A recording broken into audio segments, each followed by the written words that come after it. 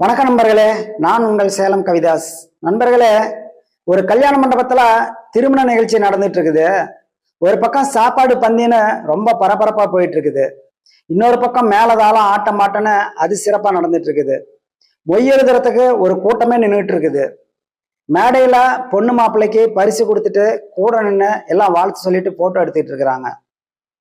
இந்த சமயத்துல எல்லா கல்யாணத்துலயும் நடக்கிற மாதிரி ஒரு 5-6 வசதியான பெண்கள் ரவுண்டு கட்டி உக்காந்துக்கிட்டு தங்களோட தங்க நகைகளை பத்தி பெருமையா பேசிட்டு இருக்கிறாங்க.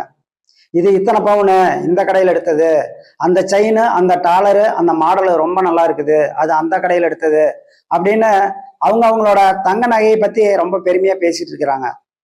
அந்த சமயத்துல அந்த மண்டபத்துக்குள்ள மஞ்சள் கலரு மெரூன் கலர் பார்டர் போட்ட தாவணி பாவாடையில தேவதை மாதிரி ஒரு அழகான பெண் அங்க வராங்க.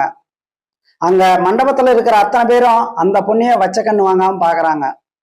அந்த பொண்ணு காலத்துல அப்படி ஒன்றும் தங்க நகை அதிகமா இல்லை. ஆனாலும் அந்த பொண்ணுக்கு அடர்த்தியான நீளமான முடி அழகா இருக்குது. இவ்வளவு நேரமா தங்க நகையை பத்தி பெருமையா பேசிட்டு இருந்தீங்க, அதை மறந்துட்டு இப்ப அந்த பொண்ணோட முடியழகை பார்த்துட்டு பெருமையா பேசுறாங்க. அடேங்க அப்பா, என்ன அடர்த்தி, எவ்வளவு நீளம், இந்த பொண்ணு என்னத்த போட்டு இப்படி வழக்கமே தெரியலையே அப்படின்னு புறாமப்பட்டு பேசுறாங்க. அப்ப அந்த வசதியான பெண்களோட தங்க நகையெல்லாம் நினைக்குது, தங்க நகை ஒரு பவுனு 1 லட்ச ரூபாய்க்கு விற்கிது.